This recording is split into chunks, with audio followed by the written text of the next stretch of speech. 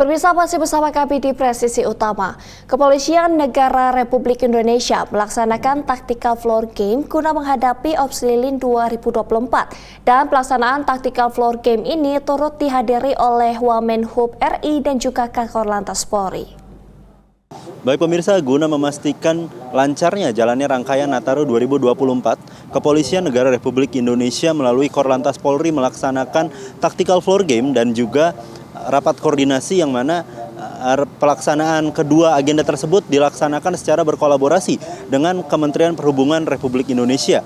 Rapat koordinasi ini dilaksanakan langsung di Mall Sosoro Merak, Banten, yang mana rapat koordinasi ini sudah terlaksana pada pukul 3 siang tadi, tepatnya pada pukul 15 waktu Indonesia Barat.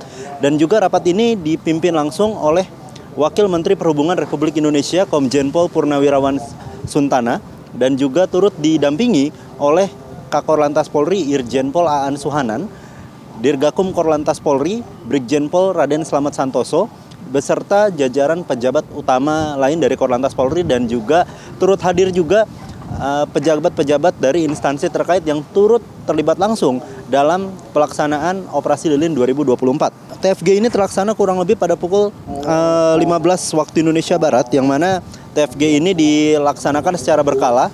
Dan untuk diketahui oleh pemirsa semuanya, TFG ini mengangkat tema simulasi Tactical Floor Game di Telantas Polda Lampung dan di Telantas Polda Banten dalam rangka kesiapan Ops Nataru 2024, yang mana pelaksanaan TFG ini pertama diawali dengan pelaksanaan langsung Tactical Floor Game oleh Ditlantas Polda Lampung, dan juga kedua dilaksanakan oleh Ditlantas Polda Banten, yang mana sampai saat ini juga masih terus terlaksana pelaksanaan Tactical Floor Game dari Ditlantas Polda Banten, yang sampai saat ini kurang lebih akan terus terlaksana sampai pukul 4 sore atau kurang lebih sekitar 16.00 waktu Indonesia Barat, yang mana TFG ini bertujuan untuk mempersiapkan ataupun mengecek kesiapan dari para personel Korlantas Polri maupun instansi terkait yang akan melaksanakan pengamanan Operasi Lilin 2024. Dan tentunya hal ini juga bertujuan agar masyarakat yang di Indonesia, lebih tepatnya yang akan melaksanakan ataupun merayakan hari libur Nataru 2024 agar menjadi aman dan nyaman. Demikian laporan yang bisa saya sampaikan, kembali ke studio. Kita beralih ke informasi mancanegara. Pemirsa, masyarakat Kristiani Indonesia di ibu kota Amerika Serikat dan sekitarnya pada awal Desember mengadakan perayaan Natal bersama. Meski diadakan secara sederhana, perayaan kali ini terasa meriah bagi mereka yang datang dan menjadi kesempatan silaturahmi. Dan bagaimana informasi selengkapnya? Berikut kita simak informasi dari VOA. Perayaan Natal bersama untuk warga diaspora Indonesia di ibu kota Amerika Serikat dan sekitarnya diadakan di Gereja Episkopal St. Luke's di Bethesda, negara bagian Maryland tak jauh dari Washington DC. Tema perayaan tahun ini adalah Marilah Sekarang Kita Pergi ke Bethlehem, tema yang disepakati organisasi keagamaan Kristiani di tanah air, yaitu Persekutuan Gereja-Gereja Indonesia atau PGI, mewakili umat Kristen Protestan, dan Konferensi Wali Gereja Indonesia KWI mewakili umat Katolik. Jadi gereja melalui PGI dan KWI mengajak semuanya untuk memaknai Natal di tengah kebiasaan hidup kita yang sepertinya biasa-biasa saja, keluarga kita yang biasa, tempat kerja kita yang begitu-begitu saja, tetapi kita juga bisa menemukan sukacita, menemukan Yesus juga di tengah-tengah itu. Tema tahun ini juga mengangkat keberadaan kota kelahiran Yesus Kristus Bethlehem di tepi barat yang telah setahun lebih berada dalam situasi konflik. Kita sebagai umat Kristiani yang ada di Washington DC area, kita terus berdoa supaya perdamaian itu bisa dinyatakan di sana, diawali lagi, dimulai lagi. Ketika tema ini, pesan ini diangkat, tidak ada yang kebetulan. Dilihat dari 2000 tahun yang lalu kurang lebih, bahwa damai itu dimulai dari sana. Natal bersama menjadi kesempatan melakukan perayaan lintas denominasi, mengingat kegiatan keagamaan sehari-hari biasanya lebih banyak terpusat di gereja masing-masing. Dengan perkembangan denominasi gereja Indonesia yang sangat pesat, perayaan Natal bersama menjadi kesempatan bagi masyarakat Kristiani Indonesia di wilayah ibu kota Amerika ini untuk bersilaturahmi. Kondisinya berbeda di California, menurut seorang jemaah yang pernah tinggal di sana. Tahun lalu juga saya hadir di Wisma tuh.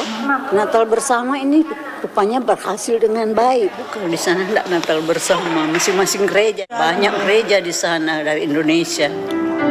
Natal bersama juga diselenggarakan awal Desember, karena biasanya warga melewatkan 25 Desember bersama keluarga di kota lain atau bahkan ke tanah air. Tapi kebanyakan kalau Natal saya di Indonesia.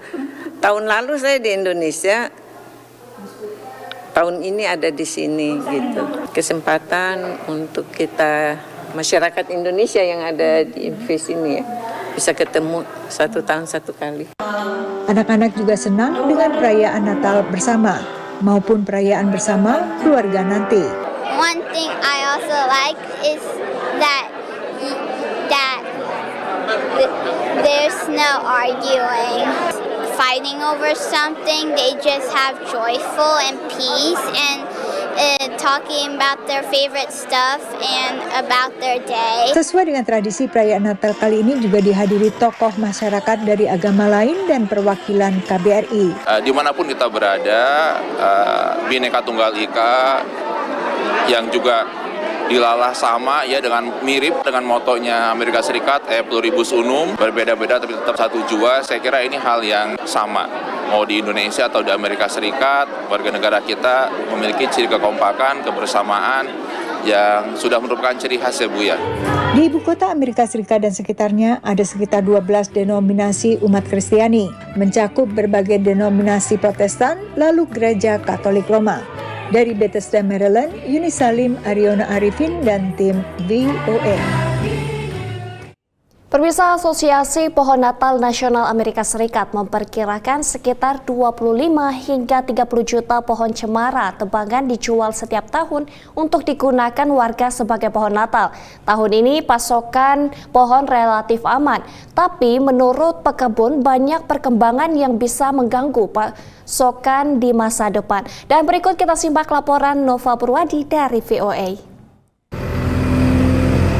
November dan Desember menjadi bulan-bulan tersibuk bagi pekebun pohon cemara yang dijual sebagai pohon Natal. Ini terlihat di sebuah perkebunan milik keluarga di negara bagian New Hampshire. Each year we cut about 15 to 20,000.